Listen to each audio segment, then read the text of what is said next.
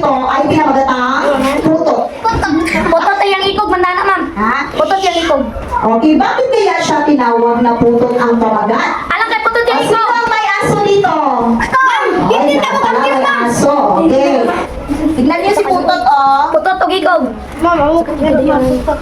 Hindi ka mo Mahabang buntot ang pangarap ni Putot dahil maikli ang kanyang buntot. Look, ingit siya sa mahabang buntot ng iba at ikinahihiya naman ang buntot niya. Mas maikli pa sa palito ng posporo. Madalas niyang kinutok. Ay nako, mas maliit pa kaysa sa palito ng posporo itong aking buntot. Lungkot na lungkot si... Ano ba niya? Putot. O di kaya ng pusa. Ang buntot niya ay dangal na kanyang amo. Mag-isang gana si amo, oh. Ganon din ang baboy. Pansin, sandaan, ang kulot na buntot. Mabuti pa ang baboy. Lagi nagtataka mga iba kapag niluluto sa leksyon kasi o sa iyang buntot. Taas. Taas, mahaba kulot ang buntot na baboy.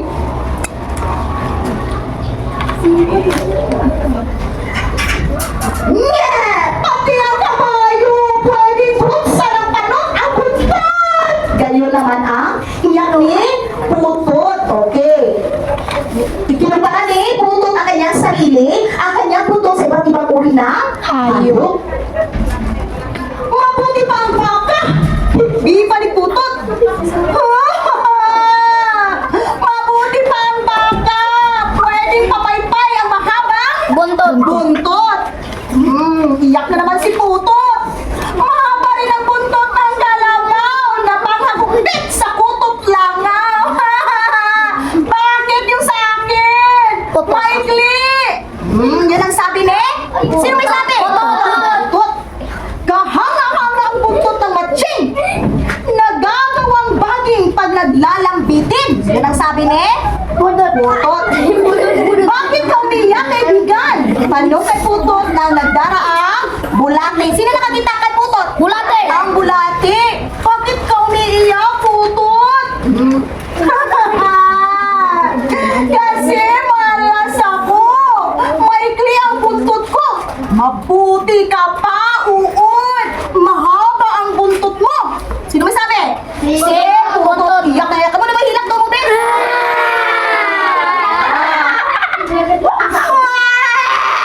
Yun ang sabi ni? Sino? Bulate. Biglang iyak ng bulate. Bakit? Bakit? Bakit gulat na tanong ni Putot? Ano ba nangyari, bulate? Bakit daw iyak? Iyak. Wala siya buntot. Kasi ang tabuan ko, puro buntot. Paliwanag ng bulate. Iyak ng iyak ang bulate kasi wala pala siyang katawan. Lahat ng buo niya pagkatao ay buntot. Parang buntot, di ba? Walang tainga, walang ilong, walang paa. Kaya mas malas ako kaysa sa'yo, Putot. Yun ang sabi ng bulate. Ana si Putot. Uy! May malas ko pala sa akin? Hindi pala dapat ikaya ang kapansanan. Sabi ni Putot, pagkat di ito ganap na kasawian. May klima ng buntot ko, buntot pa rin ang tawag ko dito. Kaya naman mga palangga, umuwi si Putot na masaya. Masaya kasi nalaman niya na hindi pala kapansanan ang maliit na buntot. Kundi, dapat magpasalamat siya kasi yung iba, walang mata, walang ilong, walang tenga at bibig, walang paa. Gaya ni Bulate. Kayo ba? Nagpapasalamat ba kayo dahil mayroon kayong mga mata? Mayroon kayong mga bibig? Diba?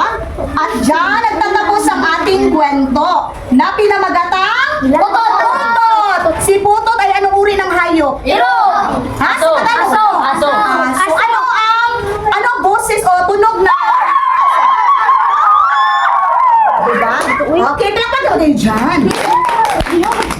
Okay, so ngayon, isa-isa kayong magbabasa ng inyong mga ginawa na paragraph sa English. Are you ready? Yes, ma'am. Okay,